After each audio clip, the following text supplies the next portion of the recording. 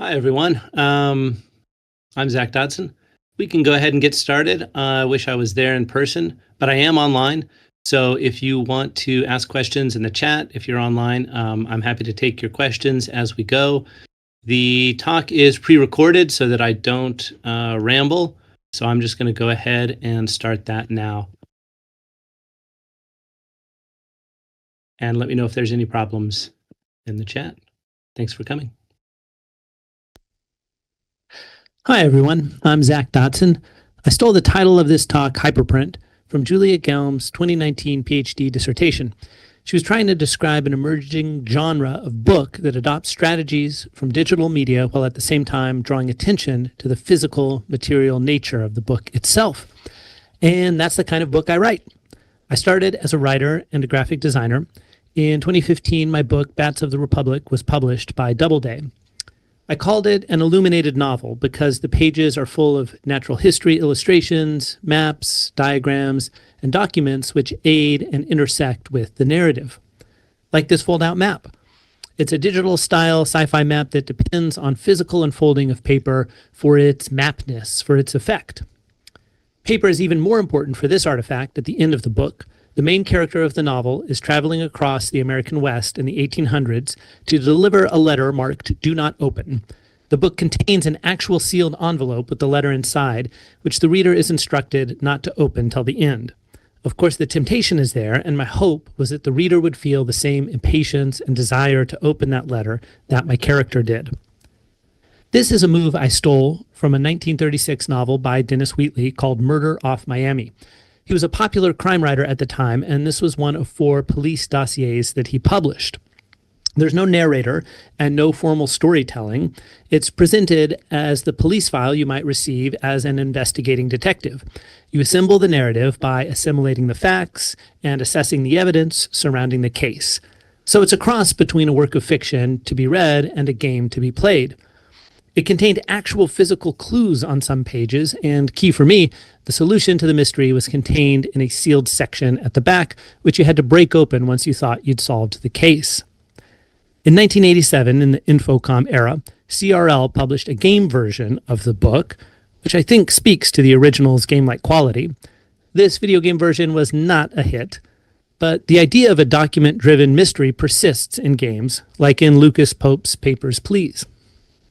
And that's the kind of link I'm aiming to make in this talk. How can books, especially books on the interactive end of the spectrum, inform games and vice versa? Hyperprint and its reverse. What moves or ideas can we steal from one medium and smuggle into the next? That question arose rather starkly for me when Doubleday told me they needed to make the ebook version of Bats of the Republic. I resisted, knowing the paper effects, like a sealed envelope, would be lost on an e-reader. And also all my design work, which I consider part of the authoring. For example, there's a faux Victorian novella inside the book, and my meticulously reproduced pages on an e-reader looked something like this. I was really happy with the physical production of that book, but the e-book version didn't deliver the book's intent. That story was inspired by the road trips I took as a kid to see Carlsbad Caverns in New Mexico, a huge underground cavern filled with bats. It's near where I grew up in West Texas, and that can be a pretty boring place for a kid. So my parents were always looking for road trips, and in the early 90s, they found something else we could go see in Oracle, Arizona.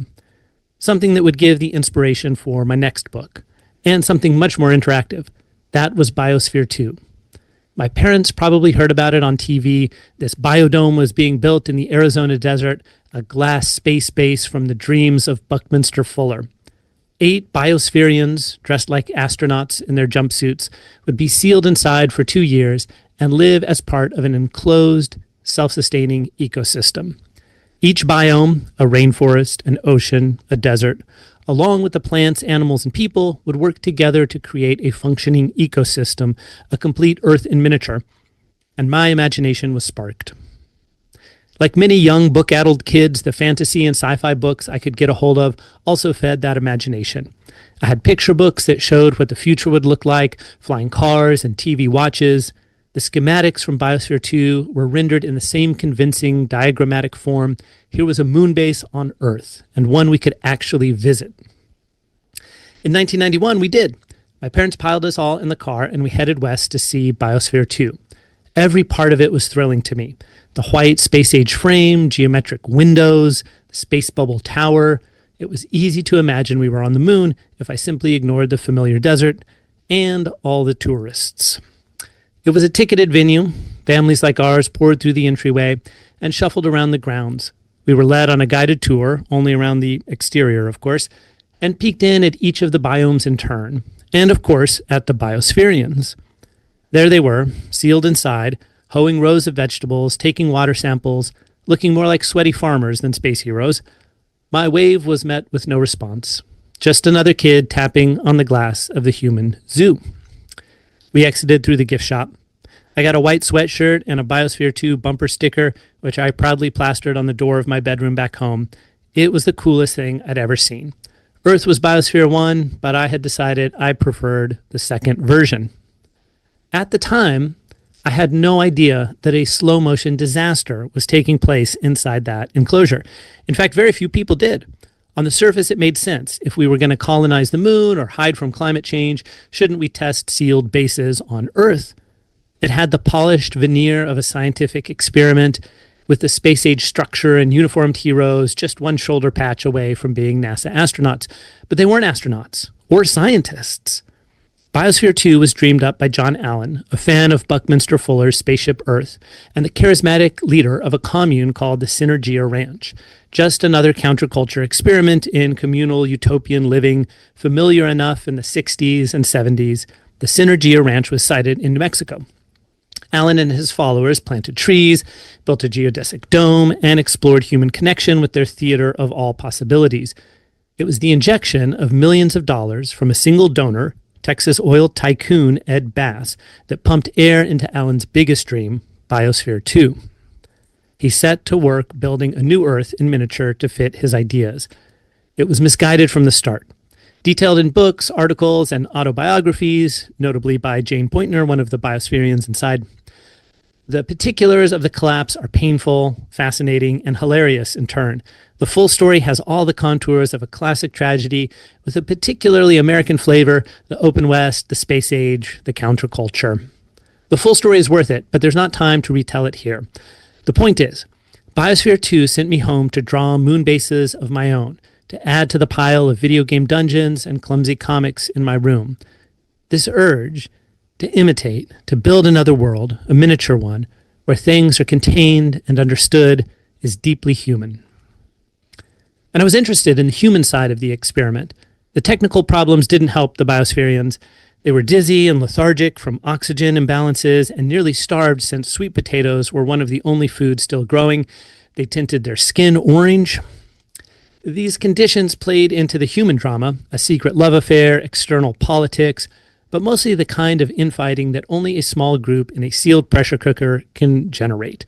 An experiment in confined environment psychology, which is a term that can neatly describe a closed-room mystery, or really any novel.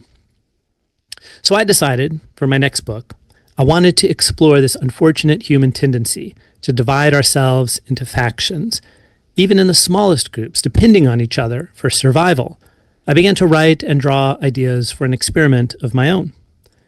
But this time I had in the back of my mind what had happened with Bats of the Republic and the ebook disaster.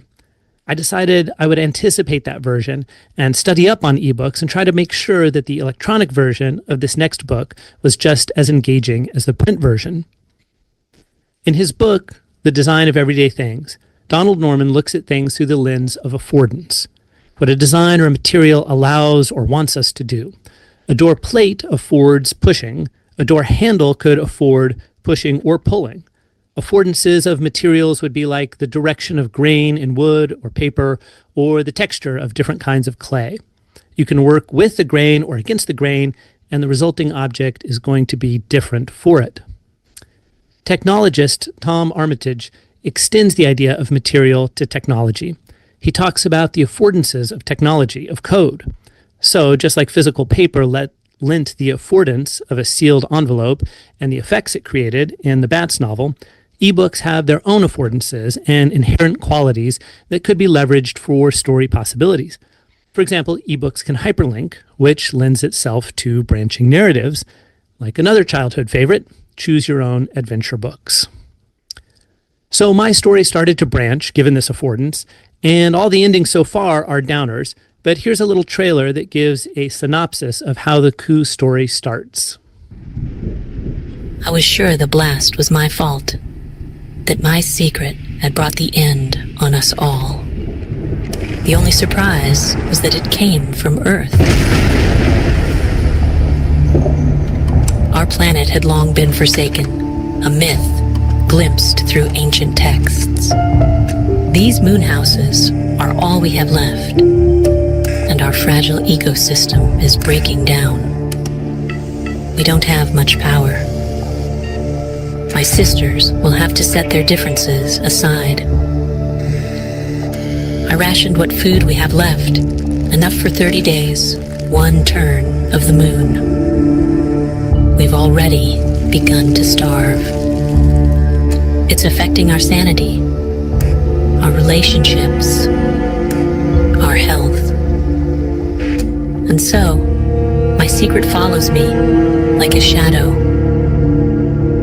whispering ideas of its own, saying we won't survive, saying we must escape, saying there are people left on Earth. But to return is a death wish, I already know. Because I've found something hidden in the ancient texts. Secrets my secret doesn't know. Something that transcends myth.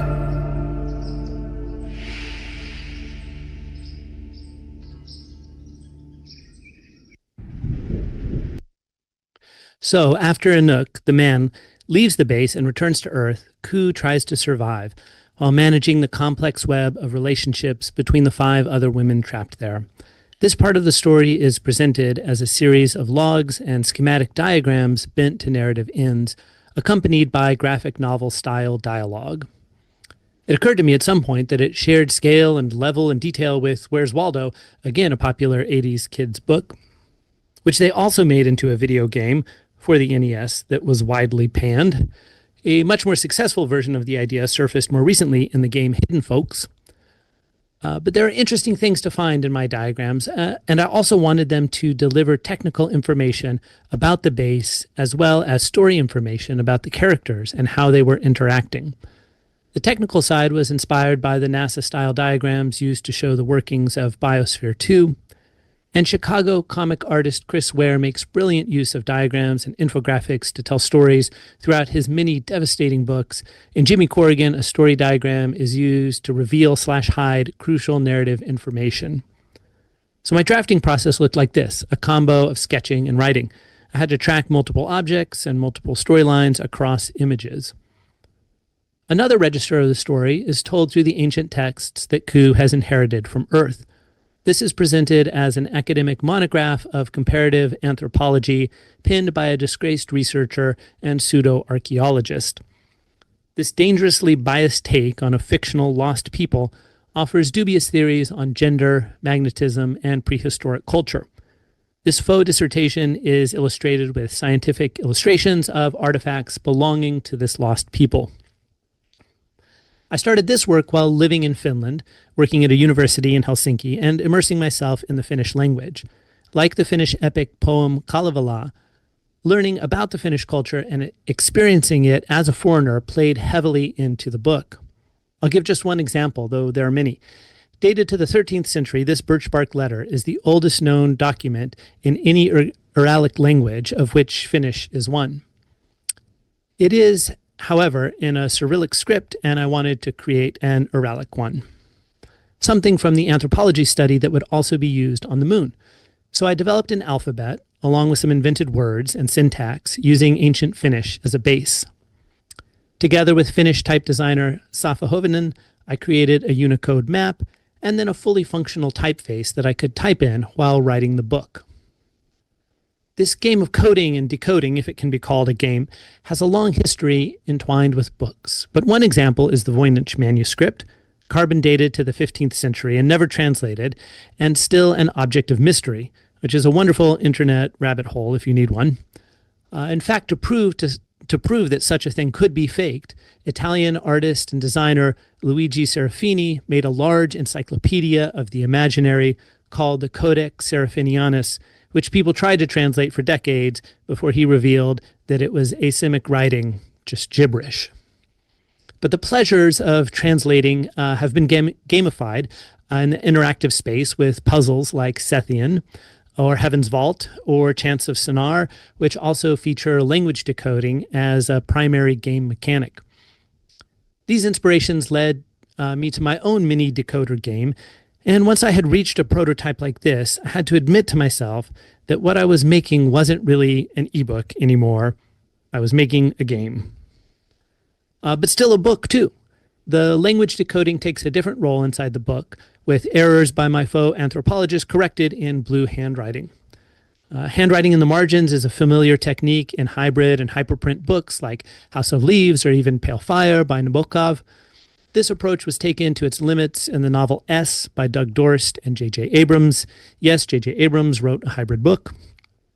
And S has navigational options, and Coup does as well, oftentimes using a numeric keypad.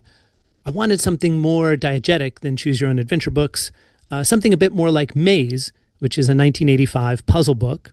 And in Maze, page numbers are embedded in drawings, which also contain the clues to find your way out of this paper labyrinth. The publisher offered a $10,000 reward for solving the riddle, and you guessed it, they tried to make a video game adaptation, Riddle of the Maze, in 1994. But more recently, the creator of Blueprints said that Maze was a big influence on his game. The author of that book, Christopher Manson, even contributed to Blueprints. I experimented with many different ways of navigating pages in the text of Coup, and to keep track of all the branching, I used a familiar digital tool, Twine, but not for the interactive version, just for plotting the print version of the book, which it was great for. It's one of the programs I teach in my Writing for Games course at the place I teach now, the Visual Narrative Lab in Wellington, New Zealand. The other program I teach is Ink by the UK game studio Inkle, developers of the aforementioned Heaven's Vault, among many other excellent narrative games. Ink was great for the dialogue between characters. To get a graphic interface going, I brought that Ink file into Unity and let the text drive the game. This marked the beginning of deeper research into games and their UX strategies. The dialogue screen went through many iterations, starting with visual novel-inspired layouts and morphing from there. The puzzles were refined and integrated. Here's the final decoder game. And another Tangram-style game where Coup must position her plants into the light. The game design and interaction is a whole nother story, but this is roughly where the prototype is at the moment. I've found myself taking full advantage of the many affordances of games. Coup has simple resource management, like Fallout Shelter, a nice UI on top of complex branching narrative, like Inkle's 80 Days. The game also uses the affordance of time, like Lifeline or Tamagotchis, and has a 30-day real-time mode where you can only play an hour a day and then are locked in Coup's sleeper cell for the other 23 hours. When Citizen Sleeper was released and experienced well-deserved success, I felt it proved the audience for atmospheric literary games. I have a page for Coup on Steam now and continue to work on that game. But because it's a big and complex project, it has taken a long time. And eventually I wanted to put some of what I was learning about games to the test. So I developed another smaller narrative game called Subverge that was released as part of Ludonarracon this year. The publisher, Pantaloon, asked if I had an art book we could release alongside it. I didn't, but I did have a lot of backstory and world building on the cutting room floor. So in the opposite direction from Coup, the development of Subverge led me to write a prequel novella called Subtle Mind, which was released together with the game. I'm still working on the Coup novel itself, which has been shaped by the game version and developed alongside it. And the novel is now looking like this. Though they can be experienced separately, the book has come to reflect and refract the game as I took cues from the affordances of digital media and interactive fiction. But this hyperprint book is still in prototype form as well. I felt the story resists settling or final proclamations. Coup is an experiment, and there is much to be learned from experimentation, no matter the success or failure of the results. This was true of Biosphere 2. I went back to tour it during the making of this work. The structure I returned to was a shell of its former self in more ways than one. The outside of Biosphere 2 was still a magnificent space-age vision, a gleaming glass and white steel monolith between empty blue skies and sparse, dusty desert. But the inside had been hollowed out many times over. The original Biospherians' 2-year stint had resulted in media mockery and condemnation from scientific groups. John Allen and his followers were forcibly removed from the site by armed federal marshals. The oil billionaire Ed Bass then installed Steve Bannon, yes, that one, to run a second round of sealing people inside. It was a further failure. Bannon was sued, and the entire project dissolved. It would never again be used for total system experiments. In fact, no one knew what to do with it. The University of Arizona now runs tours through it of the inside and outside both. So I paid my way and joined the snaking tour through the old biomes, the utility rooms, the collapsible lungs. It was a space-age ghost town. The busted remnants of the great experiment surrounded us. But strangely, the story told by the tour guide was the same utopian dream first whispered at Synergia Ranch. There was no mention of Biosphere 2's long and troubled past. The story of the magnificent failure was buried. By many measures, their experiment fell short. But in terms of reflecting the world, overlapping biomes destroyed by the infighting and hubris of humans, it might end up being a very good replica of Biosphere 1 after all. Ecosystems are fragile, and fictions collapse. But that story had originally sparked the imagination of at least one bored desert rat kid who began to see the possibilities of imagining in a different way, how two worlds, alike and different, can begin to speak to each other, and how different media with unique affordances can cop moves from one another. I've stolen so much from what's come before me, and I hope you're able to take something from this talk in turn. Thank you for listening.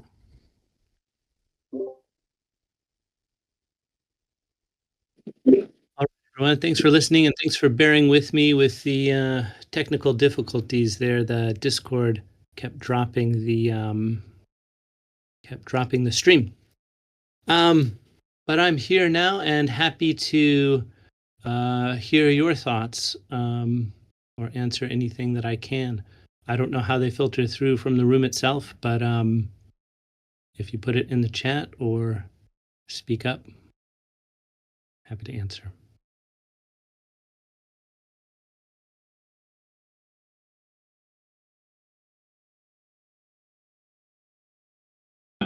I'm so sorry. Could you please? I was wondering if there was a book you recommend on kind of the whole story of Biosphere 2.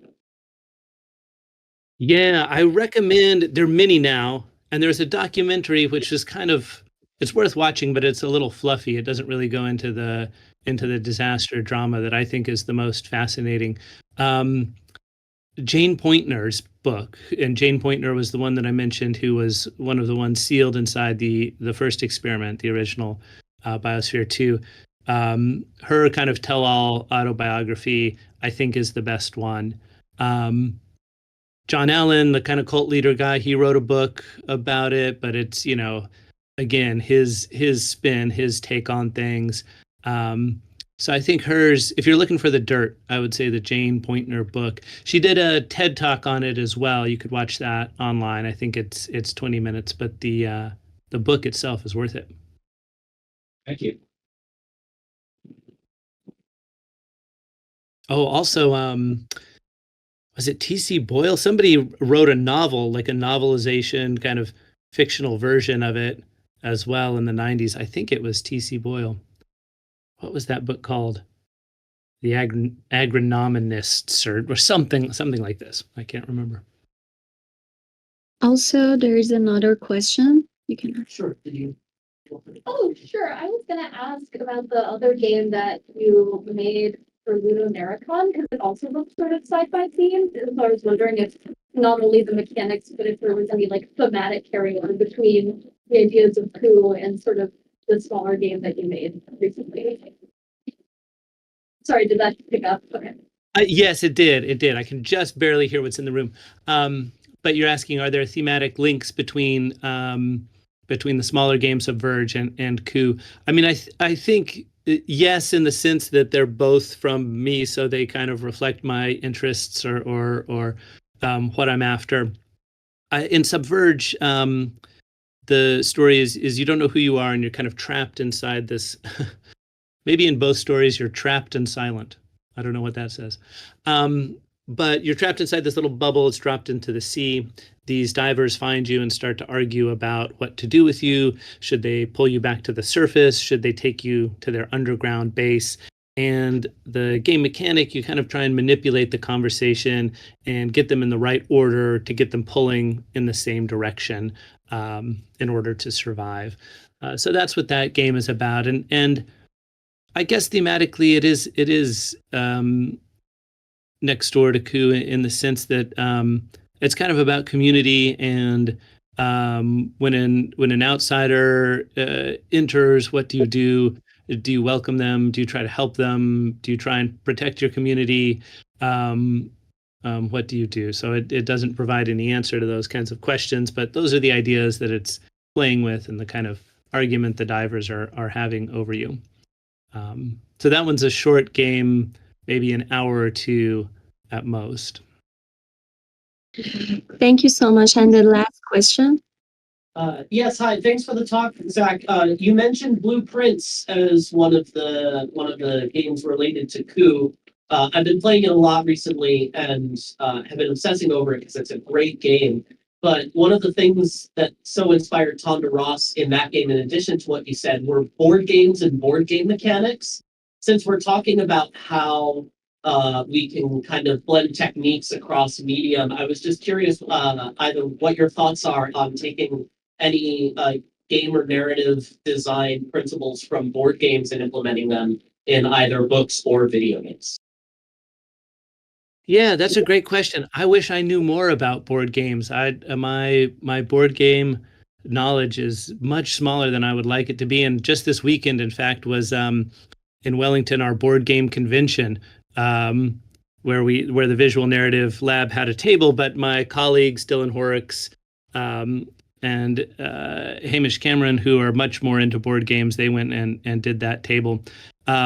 We've got quite a few folks here who are working on TTRPGs as well, and I think there's a lot of overlap there. I think all I can say in answer to that is to admonish myself and say that I should look at board games more, although it was really just recently I started looking at video games in this more serious way, having spent most of my time in the world of novels. But a thing that has occurred to me as I look into worlds like this one, interactive fiction and video games and books, and I'm sure this is true of board games, I know it's true of TTRPGs, is there's a lot more overlaps than we think, and a lot of people are trying to puzzle out the same stuff, and I wish we would look across some of these fields more often to see what other people are doing, because I don't know, you see a lot of moves made in video games that the interactive fiction world tried decades ago or tried to figure out a long time ago. So I'm all for cross-pollination. I have not yet really delved into board games. Thank you so much. Yeah, and if that's my time, I'll just recommend the next talk coming up, Alexandra Leonhardt, who's looking at ergodic literature and multimodal storytelling in games. So I'm going to go over there, and I recommend that one. But thanks, everyone, for coming to this and joining. I really appreciate your attention.